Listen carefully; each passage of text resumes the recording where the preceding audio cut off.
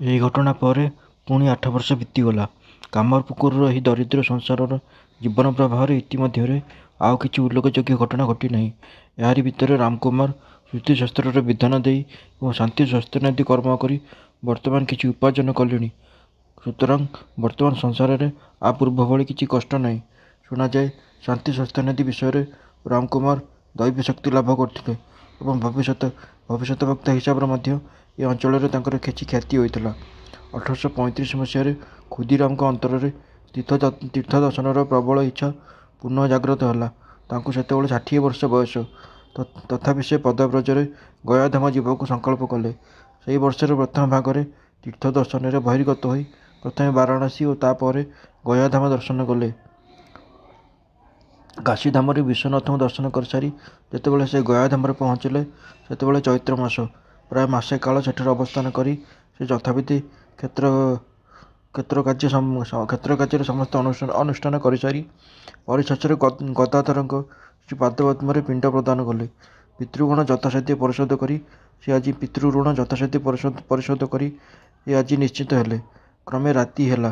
କ୍ଷୁଦିରାମ ପ୍ରାର୍ଥନା ସମାପ୍ତ କରିବା ପରେ ବିଶ୍ରାମ ଶଯ୍ୟା ଗ୍ରହଣ କଲେ।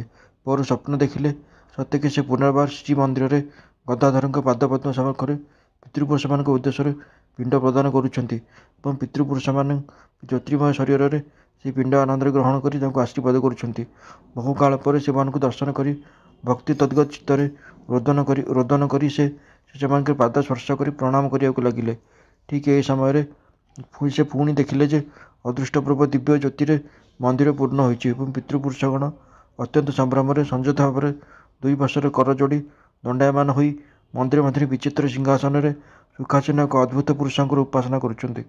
ସେ ପୁଣି ଦେଖିବାକୁ ପାଇଲେ ଯେ ନବଦୁର୍ବାଦଳ ଶ୍ୟାମ ଜ୍ୟୋତିର୍ମଣ୍ଡଳ ତନୁ ଏହି ପୁରୁଷ ସ୍ନିଗ୍ଧ ପ୍ରସନ୍ନ ଦୃଷ୍ଟିରେ ତାଙ୍କ ଆଡ଼କୁ ଚାହିଁ ହାସ୍ୟ ମୁଖରେ ତାଙ୍କ ନିକଟକୁ ଆସିବା ଲାଗି ଇଙ୍ଗିତ ଦେଉଛନ୍ତି। ଏହା ଦେଖି କ୍ଷୁଦିରାମ ଯନ୍ତ୍ର ପରିଚାଳିତବତ୍ ସେହି ଜ୍ୟୋତିର୍ମୟ ମୂର୍ତ୍ତି ସମ୍ମୁଖକୁ ଚାଲିଗଲେ ଏବଂ ଭକ୍ତି ଚିତ୍ତରେ ତାଙ୍କୁ ସାଷ୍ଟାଙ୍ଗ ପ୍ରଣାମ କଲେ ଏବଂ ତାଙ୍କର ବନ୍ଦନା କଲେ। ତାଙ୍କର ସ୍ତବ ଓ ପ୍ରାର୍ଥନାରେ ସେହି ଦିବ୍ୟ ପୁରୁଷ ସନ୍ତୁଷ୍ଟ ହୋଇ ବୀଣା ନିଃସୃତ ମଧୁର ସ୍ୱରରେ ତାଙ୍କୁ କହିଲେ, କ୍ଷୁଦିରାମ, ତୁମର ଭକ୍ତିରେ ମୁଁ ପରମ ପ୍ରସନ୍ନ ହୋଇଛି। ଏବେ ମୁଁ ପୁତ୍ର ରୂପରେ ତୁମ ଗୃହରେ ଅବତୀର୍ଣ୍ଣ ହୋଇ ତୁମର ସେବା ଗ୍ରହଣ କରିବି। ସ୍ୱପ୍ନରେ ମଧ୍ୟ ଅତୀତ ଏ କଥା ଶୁଣିବା ମାତ୍ରେ ସେ ଆନନ୍ଦରେ ବିହ୍ୱଳ ପ୍ରାୟ ହୋଇଗଲେ। କିନ୍ତୁ ଠିକ୍ ପର ମୁହୂର୍ତ୍ତରେ ତାଙ୍କର ମନେହେଲା, ମୁଁ ତ ଅତ୍ୟନ୍ତ ଦରିଦ୍ର ଅକିଞ୍ଚନ। ପ୍ରଭୁ ମୋର ପୁତ୍ର ହୋଇ ଜନ୍ମିଲେ ତାଙ୍କୁ କେଉଁଠାରେ ରଖିବି, କ'ଣ ବା ଖାଇବାକୁ ଦେବି, ଏ କଥା ଭାବି ଗଭୀର ବିଷାଦରେ ବିଦୀର୍ଣ୍ଣ ହୃଦୟ କ୍ଷୁଦିରାମ ରୋଦନ କରିବାକୁ ଲାଗିଲେ ଏବଂ ଅଶ୍ରୁସିକ୍ତ କଣ୍ଠରେ କହିବାକୁ ଲାଗିଲେ, ନା ନା ପ୍ରଭୁ, ମୋର ଏଭଳି ସୌଭାଗ୍ୟର ପ୍ରୟୋଜନ ନାହିଁ। କୃପା କରି ଆପଣ ଯେ ମୋତେ ଦର୍ଶନ ଦେଲେ ସେଥିରେ ଏବଂ ଅମୀୟ ବାଣୀ ଶୁଣାଇଲେ, ଏହା ହିଁ ମୋ ପାଇଁ ଯଥେଷ୍ଟ। ସତକୁ ସତ ଆପଣ ମୋର ପୁତ୍ର ହୋଇ ଜନ୍ମିଲେ ମୋ ଭଳି ଦରିଦ୍ର ଆପଣଙ୍କର କ'ଣ ସେବା କରିପାରିବ? କିନ୍ତୁ ସେ ଅଲୌକିକ ପୁରୁଷ କ୍ଷୁଦିରାମଙ୍କ ତୁଣ୍ଡରୁ ଏହି କରୁଣ ବଚନ ଶୁଣି ଆହୁରି ପ୍ରସନ୍ନ ହୋଇଗଲେ ଏବଂ କହିଲେ, ଭୟ ନାହିଁ କ୍ଷୁଦିରାମ, ତୁମେ ଯାହା ପ୍ରଦାନ କରିବ ତାହା ମୁଁ ତୃପ୍ତିର ସହିତ ଗ୍ରହଣ କରିବି। ମୋର ଅଭିଳାଷ ପୂରଣ କରିବା ଦିଗରେ ଆପତ୍ତି କର ନାହିଁ। ବିସ୍ମିତ ସ୍ତମ୍ଭିତ କ୍ଷୁଦିରାମ ସହସା ନିଦରୁ ଉଠି ପଡ଼ିଲେ। ସେତେବେଳକୁ ତାଙ୍କର ସର୍ବାଙ୍ଗ ଝାଳରେ ବୁଡ଼ି ଯାଇଥିଲା ଏବଂ ଏକ ଅନିର୍ବାଚୀନ ଉଲ୍ଲାସରେ ତାଙ୍କ ଦେହ ଥରଥର ହୋଇ କମ୍ପିବାକୁ ଲାଗିଲା। ତାଙ୍କର ମନେହେଲା ସତେକି ଏବେ ମଧ୍ୟ ସେହି ଦିବ୍ୟ ଆଲୋକରେ ଏବଂ ସ୍ୱର୍ଗୀୟ ସୌରଭରେ ମନ୍ଦିର କକ୍ଷ ପରିପୂର୍ଣ୍ଣ। ଧୀରେ ଧୀରେ ତାଙ୍କର ଚେତନା ଫେରି ଆସିଲା। ସେ ଭାବିଲେ ଏହି ଦିବ୍ୟ ସ୍ୱପ୍ନ କଦାପି ବୃଥା ହେବ ନାହିଁ। ନିଶ୍ଚୟ କୌଣସି ମହାପୁରୁଷ ତାଙ୍କ ଗୃହରେ ଶୀଘ୍ର ଜନ୍ମଗ୍ରହଣ କରିବେ। ଏହାପରେ କ୍ଷୁଦିରାମ ଭାବିଲେ ଯେ ଏହା ଏକ ଅଦ୍ଭୁତ ସ୍ୱପ୍ନର ସଫଳତା ପରୀକ୍ଷା ନ କରି ତା ପୂର୍ବରୁ କାହା ନିକଟରେ ସ୍ୱପ୍ନ କଥା ପ୍ରକାଶ କରିବେ ନାହିଁ। ମନେ ମନେ ଏହା ସଂକଳ୍ପ କରି କେତେଦିନ ପରେ ସେ ଗୟାଧାମରୁ ବିଦାୟ ନେଲେ ଏବଂ ବୈଶାଖ ମାସ ବେଳକୁ କାମରପୁକୁରକୁ ଫେରି ଆସିଲେ। ଜନ୍ମ ଓ ବାଲ୍ୟ ଲୀଳା। ଗୟାଧାମରୁ ଶ୍ରୀ କ୍ଷୁଦିରାମ ଲକ୍ଷ୍ୟ କଲେ ପତ୍ନୀ ଚନ୍ଦ୍ରାଦେବୀଙ୍କ ସ୍ୱଭାବରେ ମଧ୍ୟ ଅଦ୍ଭୁତ ପରିବର୍ତ୍ତନ ଘଟିଛି। ସେ ଦେଖିଲେ ତାଙ୍କର ମାନବୀ ପ୍ରକୃତି ଭିତରେ ସତେକି ଦେବୀତ୍ୱ ପ୍ରକଟିତ ହୋଇଉଠିଛି। କେଉଁଠାରୁ ଏକ ସାର୍ବଜନୀନ ପ୍ରେମଭାବ ଆସି ତାଙ୍କର ହୃଦୟ ଅଧିକାର କରି ବସିଛି। ଆଉ ଏହି ସଂସାରର ବାସନାମୟ କୋଳାହଳଠାରୁ ସତେକି ତାଙ୍କର ମନ ଦୂରେଇ ଯାଇନାହିଁ।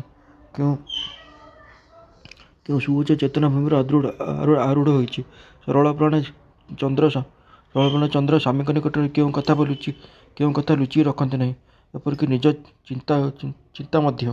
ଗୟାଧାମରୁ ଫେରି ଆସିବା ପରେ କେତେଦିନ ଧରି କ୍ଷୁଦିରାମ ପତ୍ନୀଙ୍କ ମୁହଁରୁ ଅନେକ ଅଦ୍ଭୁତ କଥା ଶୁଣିବାକୁ ପାଇଲେ। ତାଙ୍କର ଦୀର୍ଘ ଅନୁପସ୍ଥିତି ଭିତରେ ଯାହା ସବୁ ଘଟିଥିଲା ଓ ଯେଉଁ ସବୁ ଅଲୌକିକ ଦର୍ଶନ ଓ ଅନୁଭୂତିମାନ ଚନ୍ଦ୍ରାଦେବୀଙ୍କର ହୋଇଥିଲା, ସବୁ କଥା ସେ ଗୋଟି ଗୋଟି କରି ସ୍ୱାମୀଙ୍କୁ କହିଲେ।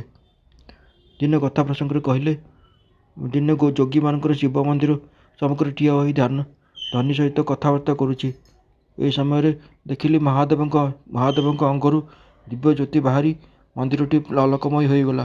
ଆଉ ପବନ ଭଳି ତରଙ୍ଗ ଆକାରରେ ଏହା ମୋ ଆଡ଼କୁ ଚାଲି ଆସିଲା। ହଠାତ୍ ସେହି ସବୁ ଆଲୋକ ତରଙ୍ଗମାନ ମୋ ପାଖକୁ ଆସି ମୋ ଦେହରେ ପ୍ରବେଶ କରିଗଲା।